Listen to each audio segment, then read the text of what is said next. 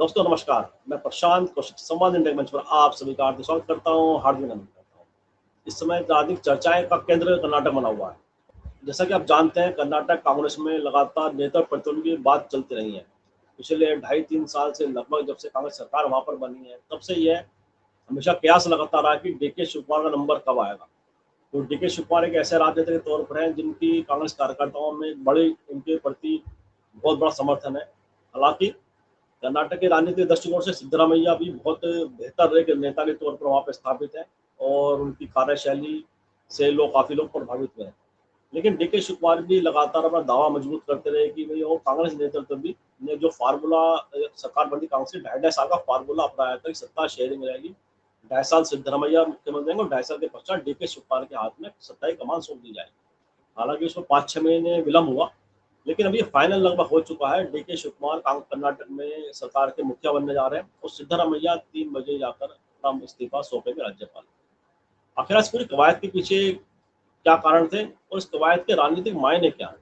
तो डीके शिवकुमार अगर वहाँ पर कर्नाटक सरकार के मुखिया बनते हैं, मुख्यमंत्री बनते हैं, इसके राजनीतिक संदेश क्या है, इसके राजनीतिक मायने क्या है? इनसे बातों हमारे साथ चर्चा करने के लिए आज बहुत ही वरिष्ठ राजनीतिक विशेषज्ञ प्रभु कोठारी जुड़े हैं कोलकाता से। नमस्कार सभी साथियों को नमस्कार। मैं ये कह रहा था कि नेतृत्व परिवर्तन किसी भी दल में बहुत आसान तो नहीं होता है और कांग्रेस के लिए तो और मुश्किल है, क्योंकि इसके पास जैसे कि विकल्प बहुत कम होते हैं और जाहिर है कि जब विकल्प कम होते हैं और मांग अधिक होती है। अभी केरल में ही देखिए, केरल में जिस ढंग से राहुल गांधी के बहुत करीब रहे हैं केसी वेणुगोपाल, तो मुख्यमंत्री की दौड़ में प्रतिस्पर्धा में वो भी थे। लेकिन मेरा तब भी मानना था कि नहीं, उनका उस तरह से वहां पर भाग लेना ठीक नहीं होगा। इसलिए भाग लेना ठीक नहीं होगा कि क्योंकि केंद्र की राजनीति में कांग्रेस में वैसे भी राहुल गांधी के करीबी और उनको सुझाव देने वाले, अब सही गलत जो भी देते हो, वो कम है उनके विश्वास के लिए। तो अगर वो वहाँ चले जाएंगे तो यहाँ जो एक तरह का खालीपन आएगा, उसको भरने के लिए कांग्रेस के पास कोई नेता है नहीं। तो स्पष्ट रूप से कैडर बटा हुआ होना चाहिए कि कौन राज्य में रहेगा, कौन सेंट्रल में रहेगा। अब इतनी इनकी मोहलत नहीं है कि यहाँ भी रहें वहां भी रहें। ये दोनों खेल नहीं खेल सकते, क्योंकि दोनों के अपने अलग अलग राजनीति भी है और अलग अलग अंतर विरोध भी है। जो राष्ट्रीय पार्टियां होती है उनको केंद्रीय उनके जो होते हैं, उनके नेता होते हैं, उनको तो पूरे भारत के कॉन्ट्रडिक्शंस को एक साथ देखना पड़ता है, भारत हित में बात करनी होती है। राज्यों के हित भी आपस में कभी टकराते हैं, तो इसलिए राज्यों की राजनीति में जो लोग सक्रिय हैं उन्हें अलग ढंग से सक्रिय होना चाहिए, उनके राजनीति का मोड अलग होना चाहिए और उसको केंद्र के स्तर पर उसको समायोजित किया जाना चाहिए जहां तक संभव हो सके राज्य के एस्पिरेशन को, स्टेट एस्पिरेशंस को। तो वहां भी ये प्रतिस्पर्धा में थे, तो मुझे यही लगा था, मैंने कहा भी था कि बीडी सतीशन को ही चार्ज देना चाहिए, क्योंकि वो लगातार इस सदी में हर में 2001, 5, 6, 1 से लेके 6, 6 से 11, 11 से 16, 16 से 21, 21 से 26 को विधायक रहे। इतना लंबा उनका अनुभव है। और दूसरी बात है कि नेता प्रतिपक्ष के रूप में भी वहाँ पिछली सरकारों में उन्होंने काम किया और 10 साल से वहाँ पर एलडीएफ की सरकार बनी हुई थी, तो उसमें उन्होंने अपनी भूमिका अदा की। तो जाहिर है कि वो बनाए, तो कांग्रेस ने ऐसा फैसला लिया होगा। अब चूंकि केसी वेणुगोपाल बहुत करीब हैं, तो कई लोगों को लग रहा था कि राहुल गांधी उन्हीं के पक्ष में फैसला करेंगे, लेकिन ऐसा नहीं हुआ। ये उनकी परिपक्वता है। अब केसी वेणुगोपाल को यहाँ लगा होगा कि जब वहां नहीं हुआ तो यहाँ क्यों होगा, यहाँ सिद्धारमैया हैं, चले आ रहे हैं। देखिए, दोनों ही सिद्धारमैया और डीके शिवकुमार दोनों ही कर्नाटक की राजनीति में कांग्रेस के समय में रत्न है, अच्छे नेता, बड़े नेता है। लेकिन सिद्धारमैया तो आए हैं, आपको मान लीजिए कि जनता दल बैकग्राउंड से, वो तो जेडीएस से आए हैं और जनप्रिय नेता है, जननेता है, और ये बड़ी बात है कि वो कांग्रेस में शामिल हुए। लेकिन डीके शिवकुमार तो शुरू से ही कांग्रेस के नेता रहे हैं और कांग्रेस के लिए न सिर्फ नेता हैं बल्कि संकट मोचक रहे हैं। तो यह समझना चाहिए कि अगले चुनाव में संकट मोचक खुद रहेंगे वहाँ, और कर्नाटक के चुनाव को जीतने में भी दोनों का बराबर का महत्व था। पिछली बार आपको याद होगा उस सीन जब राहुल गांधी ने सिद्धारमैया और इनको डीके शिवकुमार दोनों को हाथ पकड़ के दौड़ा दिया था, उनके साथ साथ वो दौड़ने लगे थे। तो एक ये था, वो एक तरह का एकता की भावना का एक स्पिरिट था, वो एक प्रदर्शन था। दोनों में काफी का अंतर है। 1948 की पैदाइश है सिद्धारमैया की, और 1962 की पैदाइश है डीके शिव कुमार। तो लगा ये एक अच्छा खासा उम्र का अंतर भी है, तो जनरेशन चेंज भी करना चाहिए और कर्नाटक में जिस ढंग से फाइट देना चाहिए। डीके शिव कुमार को बहुत कुछ भोगना भी पड़ा है, आप जानते ही हैं। तो वो सब मामला अपनी जगह है, लेकिन ठीक है, अगर ऐसा फैसला होता है तो इसमें शुभ है, ऐसा कुछ नहीं है कि अशुभ है। और ये किसी विद्रोह के कारण नहीं, ये वहाँ के विधायक लोगों के और दोनों नेताओं के, बड़े नेताओं की आपसी समझदारी और सहयोगितापूर्ण प्रतिस्पर्धा का नतीजा है, जिसे राहुल गांधी ने भी मंजूरी दी होगी या कांग्रेस के जो भी नेता उन्होंने मंजूरी दी होगी। तो हो रहा है तो ये अच्छी बात है, इसमें तो अच्छा ही देखना चाहिए। हाँ, भारतीय जनता पार्टी के लोग जरूर आशा कर रहे थे कि कर्नाटक में विद्रोह हो जाएगा, विक्षोभ हो जाएगा, लेकिन राहुल गांधी के कुशल नेतृत्व ने इस बात को बहुत दिन से संभाल के रखा है, ऐसा नहीं होने दे रहे हैं। अभी तो उनका जो विधायक एमपी भी है उन्हें टूट रहे हैं। अभी देखिए ना, यहाँ एडीएमके के कितने विधायक टूट रहे हैं। यहाँ अभी तृणमूल कांग्रेस हारी ही नहीं, लगता है कि पूरा का पूरा संसदीय दल में खलबली मचा हुआ है। काकली घोष दस्तीदार तो शायद इस्तीफा कर ही दिए हैं, या इस तरह की मनोभाव प्रकट कर दिए हैं और सत्ता के धारी दल के साथ जुड़ी हुई है। तो ऐसे में कांग्रेस का अपने इसको संभाल कर रखना बहुत बड़ी बात है। तो राहुल गांधी इसमें लगातार कामयाब रहे हैं। राहुल गांधी के सामने राष्ट्रीय स्तर की बहुत सारी चुनौतियां हैं, उस पर भी उनको ध्यान देना होगा। तो यही स्थिति है, तो इसे शुभ संकेत ही मानना चाहिए। वैसे ही मैं मानता हूं कि राज्य की राजनीति में केंद्र को बेसी दखल नहीं देना चाहिए, क्योंकि भारत का स्वभाव ऐसा है, जो फेडरल स्ट्रक्चर है उसका सम्मान किया जाना चाहिए हर स्तर पर। तो ठीक है, मुझे इसमें तो बहुत अच्छा ही संकेत लग रहा है कि पावर ऑफ सेपरेशन नहीं, हमारे संविधान में लिखा हुआ है पावर सेपरेशन ऑफ पावर। तो अभी देखा आपने चुनाव आयोग के बारे में, जो एसआईआर के बारे में जो फैसला दिया है सुप्रीम कोर्ट ने, तो मुझे तो ये लगता है कि हमारे संविधान निर्माताओं ने सेपरेशन ऑफ पावर तो दिया, वो तो बात सही है, लेकिन separation of power separation of existence नहीं होता है। तो एक ही अंतरात्मा से सभी नाविनाल बद्ध रहते हैं। तो जो केंद्र सरकार, चुनाव आयोग, सुप्रीम कोर्ट सब मिलजुल करके जो फैसला ले रहे हैं, पता नहीं जनहित में कितना है, नहीं, आपका मुख्य विषय भी नहीं है वो, इसलिए उस पर तो बात नहीं करूंगा। लेकिन हाँ, मैं सिर्फ ये कह रहा हूँ कि इससे साबित हो रहा है कि अब लोकतंत्र की परिभाषा बदल रही है, मतदाताओं की परिभाषा बदल रही है, नागरिकों की हैसियत बदल रही है। इस मीडिया विहीन समय में राजनीति करना विपक्ष के लिए कितनी चुनौती भरी बात है, ये वही समझ सकते हैं। और मीडिया नहीं है और लगातार केंद्रीय संस्थाओं का दबाव, ईडी, सीबीआई और इन तमाम लोगों की सक्रियता, चुनावी सक्रियता, तमाम संस्थाओं की चुनावी सक्रियता होती है, चुनाव के समय में ये लोग सक्रिय होते हैं। तो चलिए, कोई बात नहीं है, राजनीति तो उनको भी करनी ही है, इसी में करनी है। तो वो लोग जरूर उम्मीद कर रहे होंगे कि कुछ यहाँ पर खलबली मचेगी तो कुछ होगा, लेकिन ऐसा हुआ नहीं है। जैसा कि केरल, तमिलनाडु में भी उन्होंने चाहा था कि उनका एक ही विधायक है तो क्या हुआ, एक ही है सर विधायक है तो क्या हुआ, सरकार बनने में उनका चले, उनका एक विधायक प्लस गवर्नर, सरकार तो बनी जाएगी। और उनका अगर समर्थन ले लें टीवी के थलापति तो विजय, तो ऐसा नहीं हुआ। और चुनाव के गणना के समय में ही उनके पिताजी ने शायद कांग्रेस की तरफ हाथ बढ़ा दिया था, और कांग्रेस ने भी बहुत समझदारी से उसे शामिल किया। अब देखिए कि कांग्रेस ने भी वहां पर, कांग्रेस में भी दो मत थे तमिलनाडु में कि या तो सरकार में हम शामिल हों या बाहर से समर्थन दें। दोनों में कोई अगर निष्ठा हो, कर्तव्य निष्ठा हो और कोई ईमानदार समर्थन हो तो कोई दिक्कत नहीं है। लेकिन बाहर से समर्थन देने में ऐसा होता है, जैसे हम लोग वामपंथियों के बारे में भी कहा करते थे केंद्र सरकार में, कि पावर विदाउट, क्या उसको बोलते हैं, अकाउंटेबिलिटी, कि आप सरकार में शामिल नहीं है तो सरकार को चलाने का हर कदम पर आप प्रेशर ग्रुप की तरह प्रेशर टैक्टिक्स हमेशा लगा करके सरकार की नीतियों में अपना दखल बनाए रखेंगे, लेकिन अगर वो बात फेल होती है या कोई गड़बड़ होती है तो उसकी जवाबदेही आप नहीं लेंगे। क्योंकि कैबिनेट के मीटिंग में आप रहेंगे नहीं, कैबिनेट का शासन होता है। तो ये अच्छी बात नहीं है, उसमें पूरे मन से ही पार्टी नहीं रखती है। एक्सटर्नल सपोर्ट तो स्टॉप गैप मैनेजमेंट, अगर भीतर रहे जैसे कि सभी जगह होते हैं तो यही ठीक होता है। तो ये वामपंथी पार्टियों की थी कि वो बाहर से समर्थन करते करते अब खुद ही बाहर हो गए राजनीति से। तो राजनीति आज की तारीख में बहिष्कार और बाहर से नहीं है, बल्कि भीतर से जहां तक हो सके उतना भीतर घुस के मार करने की जरूरत है, या शब्दावली में कहें तो काम करने की जरूरत है। यानी कि राजनीतिक काम और प्रशासनिक काम करने की जरूरत है, बाहर से तो कोई गुंजाइश बनती नहीं। तो वहां भी राहुल गांधी ने अच्छा ही डिसीजन को ओके किया। वहां भी दो मत था, अधिक लोग चाहते थे कि भीतर जाकर के, क्योंकि मुझे लगता है कितना 60 साल के बाद कांग्रेस वहां के मंत्रिमंडल में शामिल हुई, अंदाजन में कह रहा हूँ 50 साल तो वही होगा। उतने दिन के बाद कांग्रेस वहां पर किसी सरकार में शामिल है, किसी सरकार का हिस्सा है, तो बड़ी बात।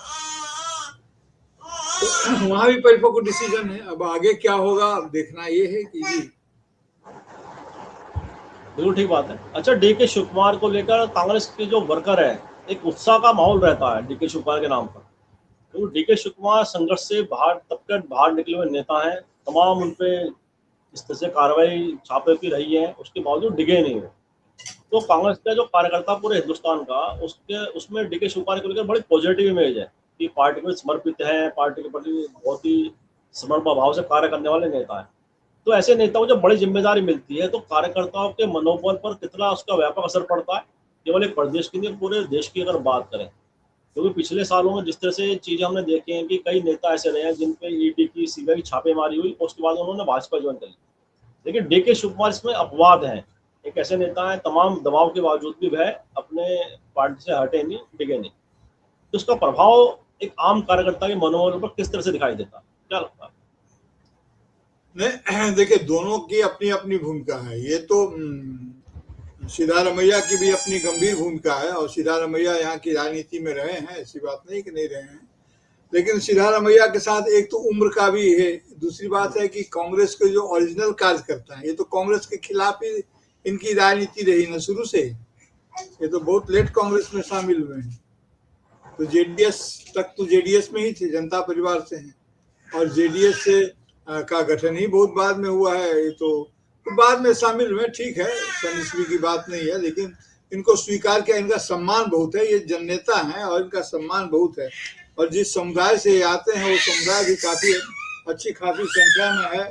तो मेरी पोती है बीच बीच में, तो उसकी आवाज आती होगी, आशा करते हैं आपके श्रोताओं को डिस्टर्ब नहीं होगा, बच्ची की आवाज है जी। तो मैं ये कह रहा था कि उनका सिद्धारमैया का ये अपना ये स्थिति है। तो सिद्धारमैया को बहुत कांग्रेस ने बहुत सम्मान भी दिया, स्वीकृति भी दी, और उनको रखा भी, साथ रखा भी। तो उनको भी सहयोग मिलता था, लेकिन उनका सहयोग भाया डीके शिव कुमार था, और शिव कुमार ने इसमें कभी कोताही नहीं की। कांग्रेस कार्यकर्ता का समर्थन सीधा, देखिए ये सब राजनीतिक बातें समझने की बातें हैं। तो क्योंकि सुख दुख के साथ ही डीके शिव कुमार है, इसलिए डीके शिव कुमार कंधे से कंधा मिला करके अपने कार्यकर्ताओं के साथ जैसे खड़े हो सकते हैं, वैसे सिद्धारमैया के साथ डायरेक्ट एक्सेस बनाने में कांग्रेस कार्यकर्ताओं को थोड़ी दिक्कत भी होती होगी ना, क्योंकि जब जेडीएस में थे तो इन नेताओं से लड़ते भी रहे होंगे। तो बहरहाल ये तो एक राजनीतिक, जो बाहर से लोग शामिल होते हैं तो ये तरह की दिक्कतें होती हैं। तो उनकी ताकत थी, उनका समर्थन था, कार्यकर्ताओं का सहयोग था, वो भाया डीके शिव कुमार था। और डीके शिव कुमार का डायरेक्ट अपना है, अपनी कमाई हुई चीज है, तो दोनों में अंतर होता है ना। मेरे पॉकेट में चाबी रहे और तब फिर मैं आपको दूं, जब आपको जरूरत हो तो आप खोलिए, और आपके पास चाबी हो, तो दोनों में फर्क तो होता ही है ना। तो यही फर्क है, और कोई फर्क नहीं है। शासन अच्छा चलेगा, शासन में कोई दिक्कत नहीं होगी, शासन में कोई दिक्कत नहीं होगी, शासन अच्छा चलेगा। अभी अब तो ये सभी हर कोई अब 2027 के चुनाव का इंतजार कर रहा है। 2027 में उत्तर प्रदेश का चुनाव है, पंजाब का भी चुनाव होगा आपके इलाके में, और भी जगह जहाँ जो चुनाव होंगे, शायद गुजरात का भी होगा। तो ऐसे कई जगह चुनाव है। तो 27 के चुनाव को लेकर के अब सब तैयारियां हो रही है। मुझे तो लगता है कि 27 में मध्यावधि चुनाव भी न हो जाए, 27 में मध्यावधि, क्योंकि अंतर्राष्ट्रीय वैश्विक राजनीति और आर्थिक परिस्थितियों का इतना जबरदस्त दबाव है कि सरकार झलमला गई है। सरकार समर्थन से खड़ी तो है, लेकिन हवा में है सरकार। महंगाई नियंत्रण नहीं, जनता का आक्रोश अलग से होगा। इसलिए मुझे लगता है कि 27 तक कुछ होगा। 27 की तैयारी में अभी सभी लोग लगे हुए हैं।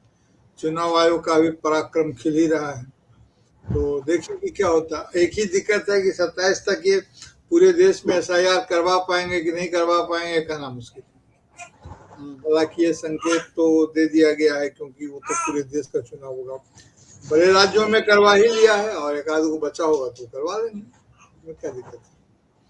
ज्ञानेश कुमार जी जब तक हैं तब तक कोई दिक्कत नहीं सरकार को सर। और 27 में हालांकि फरवरी में ही इनका CGI का रिटायरमेंट है, फरवरी में ही मुझे लगता है। सूर्यकांत जी फरवरी में रिटायर कर जाएंगे 27 में, तो उनके रहते हो जाए ये अधिक शुभ होगा सरकार के लिए। हालांकि हर चीफ जस्टिस तो उन्हीं के हैं, कोई दिक्कत नहीं होनी चाहिए, लेकिन सिर्फ उनके होने अभी उनके कितने कुशलता है अपनी, इस बात पर का फर्क पड़ सकता है। देखिए क्या होता है जी। बिल्कुल ठीक बात है, तो समय बताएगा कि क्या होता है। लेकिन दक्षिण भारत की राजनीति की बात करें, जिस तरह से कांग्रेस जो दक्षिण पर इतना फोकस इस समय दिखाई देता है, और तमिलनाडु में भी जैसे आपने बताया भी कि विजय के साथ जो गठबंधन है वह भी बड़े एक राजनीतिक मायने है उसके, कांग्रेस के दृष्टिकोण से अगर बात करें विशेषकर। और अगर तेलंगाना में रेवंत रेड्डी, यहाँ DK शिवकुमार अब हो जाएंगे, सिद्धरामैया का अनुभव, व्यापक अनुभव है उनके पास, अगर दिल्ली में वे आ जाते हैं और बड़ी जिम्मेदारी कांग्रेस पार्टी दे देती है, तो ओबीसी की जो एक पॉलिटिक्स है, ओबीसी की जो राजनीति है, बड़ा चेहरा है उसमें सिद्धरामैया, उनकी बड़ी स्वीकार्यता है अगर दक्षिण भारत की बात करें। ऐसे में पूरे देश के अंदर सिद्धरामैया की को सक्रिय रूप से इन चीज़ों को बढ़ाते हैं, ओबीसी का जो एक पैठ बनाने की बात होती है, पार्टी का संदेश देने में कितने वो सफल हो सकते हैं राष्ट्रीय स्तर पर, उनकी भूमिका कितनी बड़ी हो सकती है राष्ट्रीय स्तर पर, क्या लगता है? नहीं, मुझे तो लगता है कि अभी राष्ट्रीय स्तर पर तो सिद्धरामैया जी हैं, लेकिन उनको राज्य में ही अधिक सक्रिय रहना चाहिए, इसलिए कि ओबीसी का जो कंसेप्ट है उनका जो ये चलेगा, तो वो बात तो सही है कि उनके अपना प्रभाव है, अपने वोटर्स हैं, आपकी बात बिल्कुल सही है। लेकिन वो वैसे भी कांग्रेस का साथ देना चाहिए, क्योंकि देखिए हर कोई राजनीति में पहले अपनी स्थिति को संभालता है, पहले अपने फायदे की बात सोचता है। अगर कभी घाटा उठाता भी है तो यह सोचकर कि घाटा फायदे का बड़ा भाई है। व्यापारी लोग कहते हैं कि घाटा फायदे का बड़ा भाई है, पहले घाटा आता है फिर फायदा आता है पीछे से। तो इसमें कोई दिक्कत तो है नहीं, लेकिन हाँ ठीक है, अगर केंद्र में भी सक्रिय होते हैं तो MP वगैरह होने की तो अभी गुंजाइश नहीं ही है, तो राज्यसभा की भी स्थिति नहीं बनेगी, या अभी वैकेंसी होगी तब देखा जाएगा। लेकिन हाँ, वो राजनीति में सक्रिय रहें और वहाँ कर्नाटक की राजनीति में पूरे साउथ को संभालें, अच्छी बात है। अभी देखिए पिनराई विजय जो है कि केरल के जो पिनराई मुख्यमंत्री, जो अभी ये निवर्तमान हुए LDF के मुख्यमंत्री, तो उनके घर में उनके तमाम छापा पड़ रहा है, उनके यहाँ काफी छापा पड़ रहा है। हालांकि राहुल गांधी ने भी चुनाव के समय में केरल के मुख्यमंत्री जो अभी चुनाव हारे हैं LDF के, तो उनके घर में पूरा छापा पड़ रहा है। और राहुल गांधी ने भी कुछ मामले उठाए थे चुनाव में, तो अब देखिए कि कितनी तेजी से चीजें आगे बढ़ रही है। इनको मौका मिलते ही उन्होंने लगा दिया। तो वाम फ्रंट की भी राजनीति का क्या होगा नहीं होगा कहना मुश्किल है, लेकिन वाम फ्रंट भी तो इंडिया गठबंधन में साथी है ही। तो वहां लेकिन जो राजनीति को जिस ढंग से उत्तर दक्षिण में राजनीति बढ़ती जा रही है, और अभी जब मैंने इनकी चर्चा इसलिए सिर्फ की कि इनके यहाँ छापा पड़ा दक्षिण में, क्योंकि ये समझते हैं जो केंद्रीय, वहाँ के पब्लिक ये समझती है कि जो केंद्रीय संस्थाएं हैं, जो भी हिंदी प्रदेश की सरकारें हैं, वो समझती है जो केंद्रीय सरकार है या जो केंद्रीय संस्था है वो हिंदी पट्टी की संस्था है। एक तरह का मनोभाव है। और उत्तर में तो ये भी है कि हिंदी प्लस, दक्षिण में तो ये भी है उत्तर प्लस हिंदी दोनों का वो मानते हैं। हालांकि ऐसा कुछ है नहीं, लेकिन खामियाजा भोगना पड़ेगा। तो एक तरह का अदरनेस बना रहता है। अगर केंद्रीय एजेंसियां जाती है तो भारत की एजेंसियां भारत के अंदर सक्रिय है, तो ये राजनीतिक रूप से ये भाव नहीं होना चाहिए, लेकिन ऐसा भाव बन जाता है। अब पब्लिक परसेप्शन को तो आप कंट्रोल नहीं कर सकते ना, इस प्रकार की दूरियां बन गई।